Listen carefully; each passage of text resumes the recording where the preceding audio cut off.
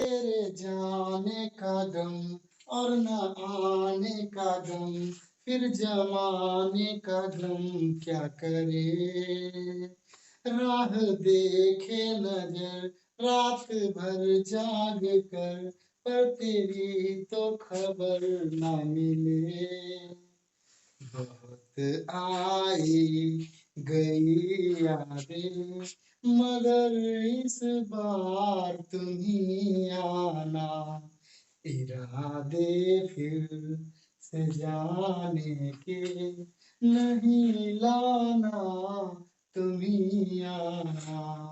Hello दोस्तों, मैं ओम प्रकाश, आपका स्वागत है हमारे YouTube चैनल चंदन क्लासेस पर। हम इस वीडियो में क्वेश्चन नंबर 6 और उससे आगे का क्वेश्चन देखेंगे, एक्सरसाइज 7.2 का। इससे पहले वाले वीडियो में हम लोग 1 से लेकर 5 तक का क्वेश्चन देख चुके हैं। देखिए क्वेश्चन नंबर 6 क्या कह रहा है। बोल रहा है कि ABCD एक पैरेललोग्राम है, A 0.12 है, B 4y है और C x 6 है और D 3 5 है। हम लोग को x और y का वैल्यू निकालना है, ठीक है। तो हम लोग 9th क्लास में जो पढ़े हैं वही कहीं ना कहीं अप्लाई करेंगे। हम लोग पढ़े थे पैरेललोग्राम के जो डायगोनल्स है एक दूसरे को बाइसेक्ट करते हैं। मींस ये जो P पॉइंट है AC को 1:1 के रेशियो में बांटेगा और P पॉइंट DB को भी 1:1 के रेशियो में बांटेगा, ठीक है। हम लोग को निकालना है x और y। तो P पॉइंट को हम लोग जनरली x और y मानते थे, लेकिन चूंकि x और y निकालना है इसलिए इसको हम x1 और y1 मानते रहे, ठीक है। तो हम कैसे निकालेंगे देखिएगा। ये P जो है मिड पॉइंट है, ठीक है, क्योंकि ये बाइसेक्ट करता है। डायगोनल एक दूसरे को जहां कट करते हैं वो एक दूसरे को बाइसेक्ट करते हैं ना। P बाइसेक्ट करेगा AC को भी और DB को भी। तो हम बात करते हैं 4। सबसे पहले हम 4 बात करेंगे AC के लिए, ठीक है। AC के लिए 1:1 का रेशियो अगर होगा तो ये वैल्यू क्या होता है, जब मिड पॉइंट का थ्योरम होता है, मिड पॉइंट होता है तो x1 + x2/2 होता है ना। तो x1 = क्या हो जाएगा देखिएगा, x1 = this + this upon 2 1 + x/2। जैसे देखिएगा हम लोग फार्मूला पढ़े हैं a और b अगर है, सपोज ये x1 और y1 है और ये x2 और y2 होता है और इसको बांटने वाला कोई पॉइंट 1:1 के रेशियो में होता है और ये x और y हो तो x = पढ़े ना x1 + x2/2, ठीक है। हम इंट्रोडक्शन वीडियो में बता चुके हैं स्पेशल केस में।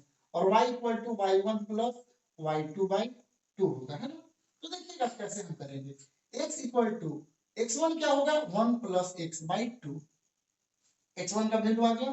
और y1 क्या होगा डियर, y1 देखिएगा तो ये y + 2 + 6/2 मींस होता है y1 + y2/2। तो y1 का वैल्यू 2 है, 2 + 6/2।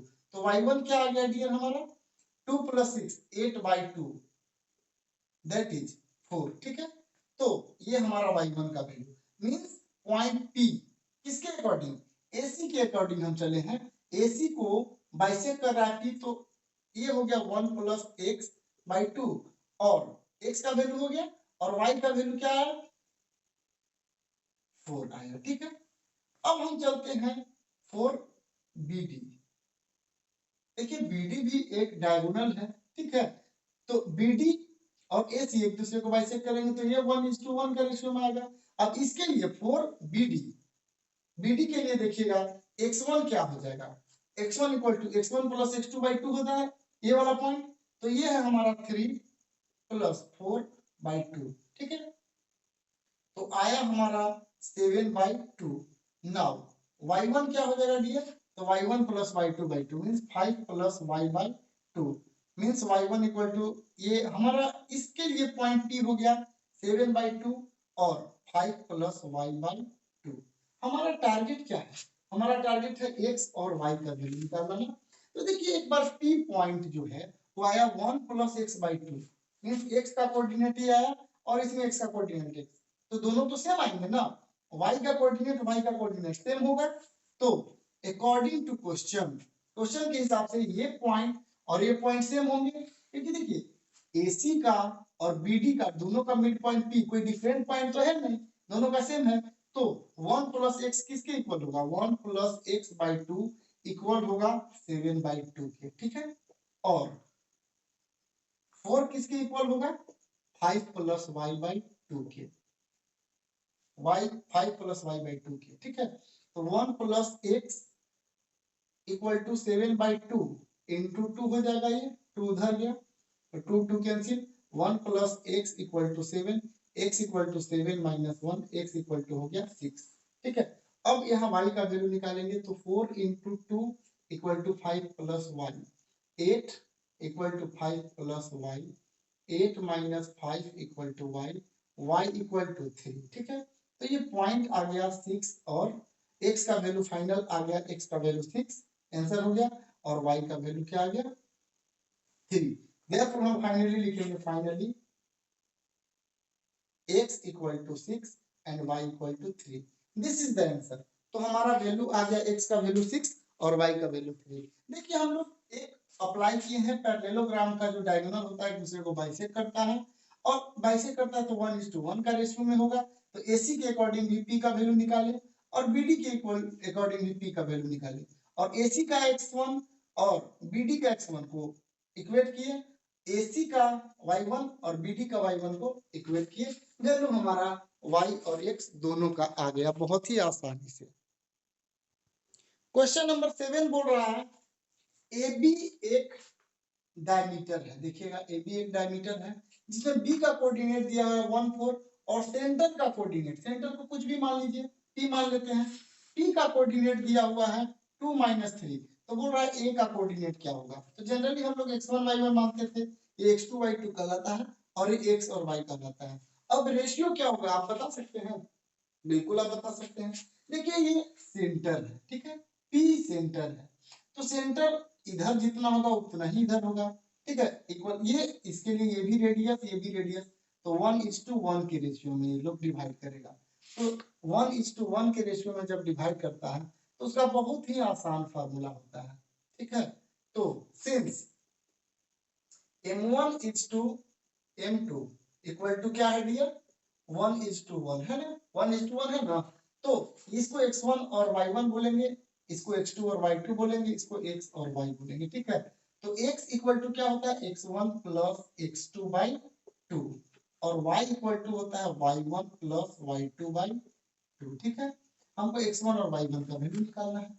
x का वैल्यू क्या है 2, x1 पता नहीं है, x2 क्या है 1/2 है, x1 + x2/2, तो क्रॉस मल्टीप्लाई करेंगे तो 4, 2 × 2 4, ठीक है, 2 इधर आ जाएगा, 2 × 2 = x1 + 1, 4 - 1 = x1, 3 = x1, ठीक है।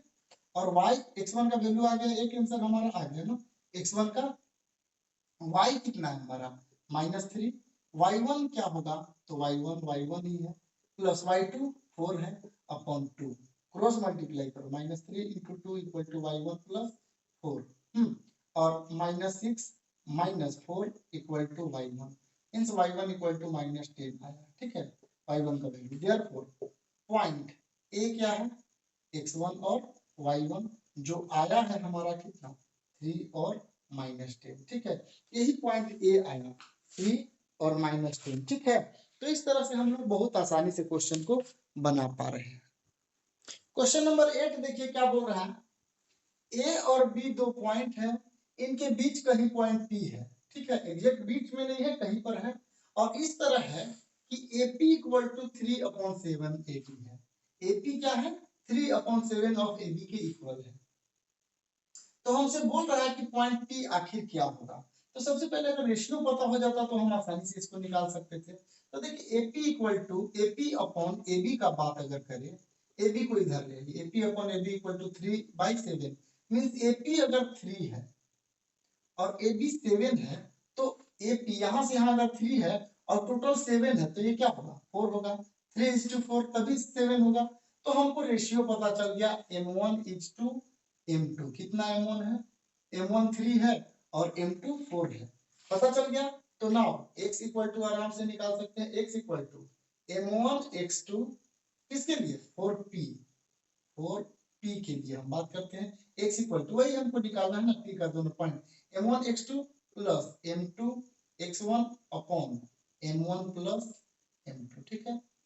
m1 कितना है 3 और x2 है 2, m1 x2 plus m2 x1 m2 4 x1 -2 4 into -2, ठीक है, upon m1 plus m2 3 plus 7, देखिए m1 x2 3 into 2 m2 x1 4 into -2 और m1 प्लस m2 6 प्लस minus -8 6 -8 by 10 means x equal to आया -2/10, ठीक है।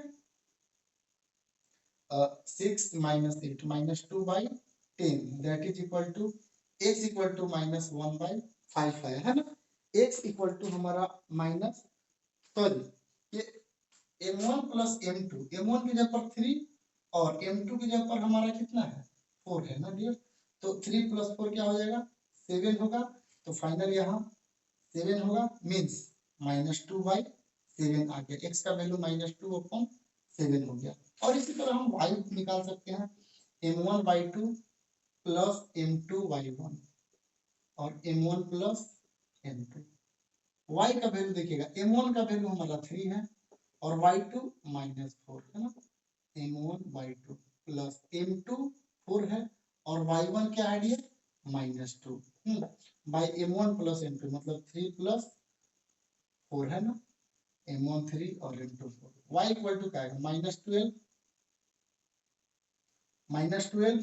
-8 अपॉन 7 तो y इक्वल टू -20 अपॉन 7, ठीक है।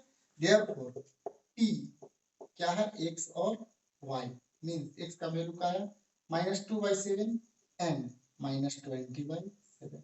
This is the answer. p हमको बहुत आसानी से पता चल गया।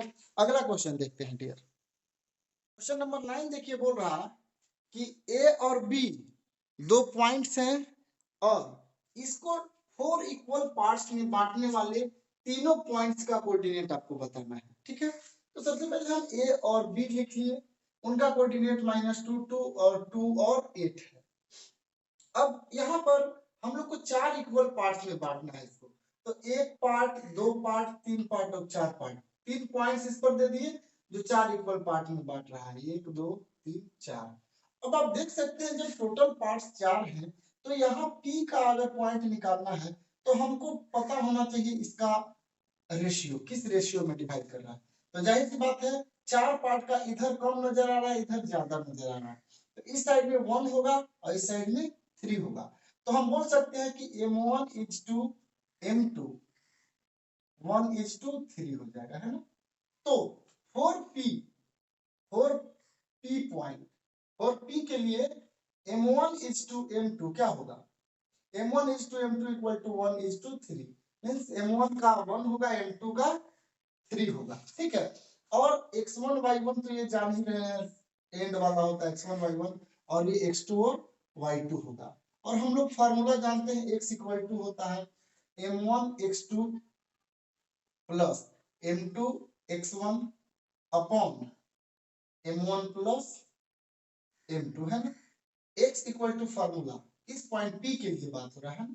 x कोऑर्डिनेट कैसे निकलेगा m1 का वैल्यू हमारे पास है 1 x2 2 है m1 x2 प्लस m2 क्या है m2 3 और x1 -2 bye m1 plus m2 1 plus 3।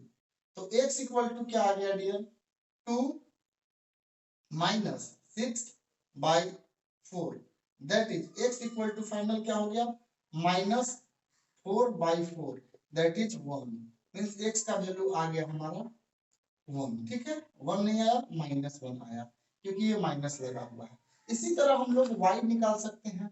y equal to होता है formula m1 y2 plus m2 y1 m1 y2 plus m2 y1 upon m1 plus m2 है ना। y ये point कैसे निकलेगा m1 का वैल्यू 1 है और y 8 होगा प्लस m2 3 है और y1 2 upon m1 plus m2 1 plus 3 और y इक्वल टू हो गया 8 प्लस 6/4 मींस 14/4।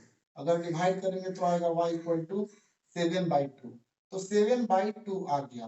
मीन्स ये पॉइंट P जो है वो क्या आ गया डियर, -1 एंड 7/2।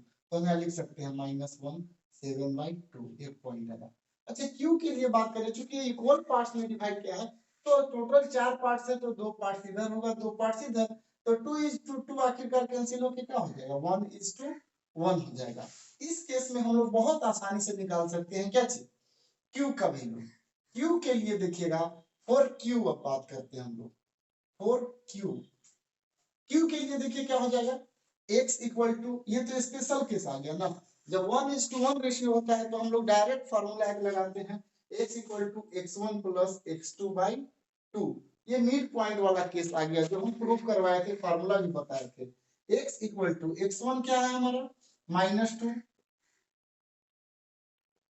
प्लस x2 है 2/2, तो x equal to 0/2, x equal to का आ गया 0, एंड y इक्वल टू क्या होगा y1 plus y2/2। y equal to देखिए y1 हमारा क्या है 2 प्लस 8/2, तो y equal to 10/2, y equal to आ गया 5। ठीक है, इस तरह हम बोल सकते हैं कि Q पॉइंट आया 0.5।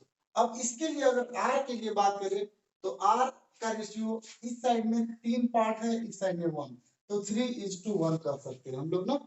R का वैल्यू देखिए हम लोग बोल सकते हैं ऐसा कुछ। अब R के लिए हम बता देते हैं इसी में डियर, आप ये और ये दोनों तो समझ ही चुके हैं। फॉर R हम बता दे रहे हैं ना, आप इसको उतार लीजिए। ठीक है, अब अगला बताते हैं फॉर R। फॉर R अगर हम बात करें, R के लिए बात करें तो M1 क्या है, M1 is to M2 equal to हो जाएगा हमारा 3:1 है ना। और x इक्वल टू यहाँ पर अगर बात करें तो x और y, हाँ, x इक्वल टू होगा M1 x2 plus M2 x1 upon M1 plus M2 है ना। तो x इक्वल टू क्या होगा, M1 हमारा 3 है और x2 2 है प्लस M2 1 है, x1 -2 है बाई M1 प्लस M2, मतलब 3 plus 1 that is equal to 6 -2/4, 4/4, x equal to 1 and y equal to, x का वैल्यू 1 आ गया, पता चल गया यहाँ 1, और y equal to M1/2 plus M2/1 by M1 plus M2, वही फार्मूला जो हमेशा से लगाते आ रहे हैं।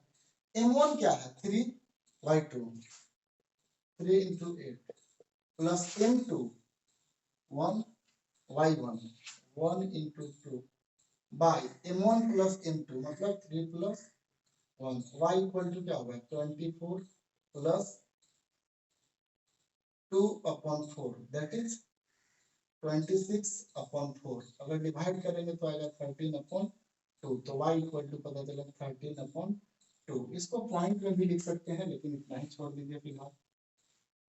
तो हमको पता चला 1 एंड 13/2। देखिए बहुत आसान है ये, आप समझिए रेशियो को कैसे लिखा जाता है। रेशियो लिखने अगर आप समझ गए, ये 4 पार्ट में जब डिवाइड कर रहा था, पहला इस साइड में 1 होगा, इस साइड में 3, 1:3, इधर भी 2 इधर भी 2, लेकिन 2:2 रेशियो नहीं लिखा जाता है, कट कट के 1 हो जाएगा, इसलिए 1:1 और इसका 3:1। अगला क्वेश्चन और लास्ट क्वेश्चन देखिए,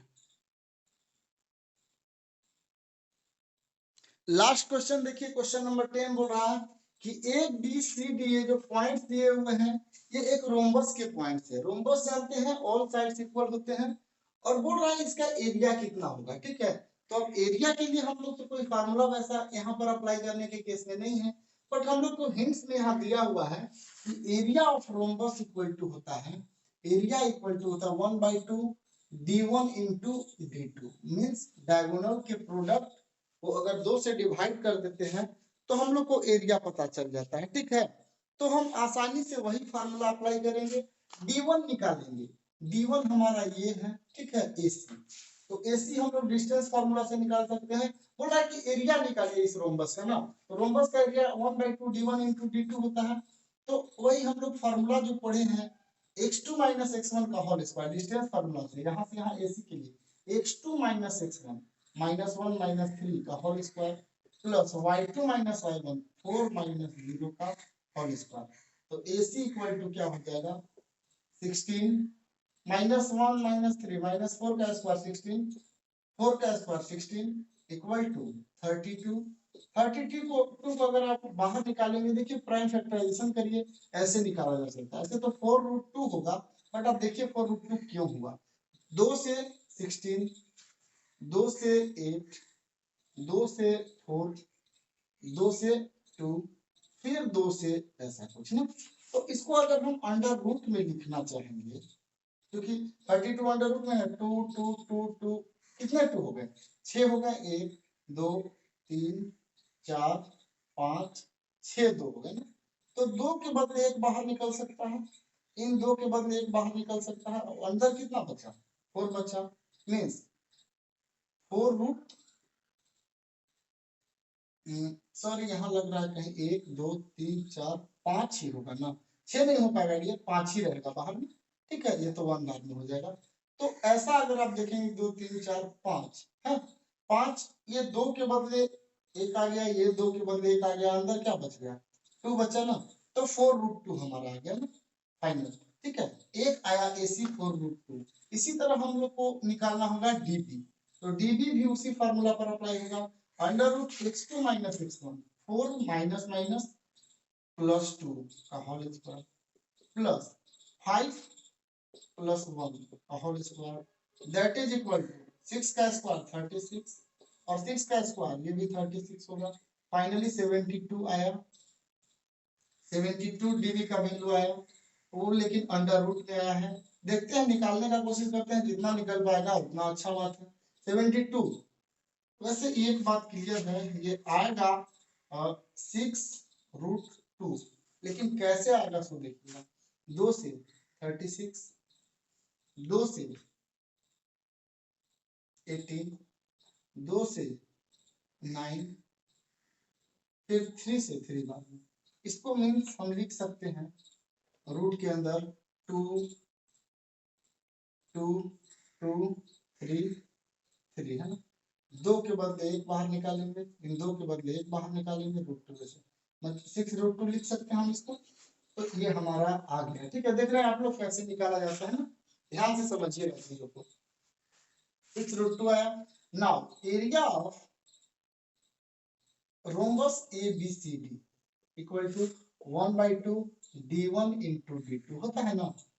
ठीक है, तो 1/2 d1 इस डायगोनल 1, डायगोनल 1 हमारा है 4√2 d2 6√2 है। तो आप देख रहे होंगे 2 से कैंसिल करिए, 2 हो गया, और यहाँ बचा 2, और √2 into √2 क्या होगा 2 होगा, और 6 वैसे का वैसे 2 2 जा 4 6 जा 24 स्क्वायर यूनिट आ गया ना। एरिया हमेशा स्क्वायर यूनिट में रहता है, इसलिए हम लोग एरिया को स्क्वायर यूनिट में लिखते हैं। तो इस तरह से था आपका एक्सरसाइज 7.2। इससे एग्जाम में जरूर क्वेश्चन पूछते हैं, आप इसका अच्छा से तैयारी कर लीजिए, और हमारे वीडियोज को अच्छा से कॉन्सेप्ट जो है उसको बढ़िया से देखें, आपको 100% समझ में आएगा। मिलते हैं अगले वीडियो में।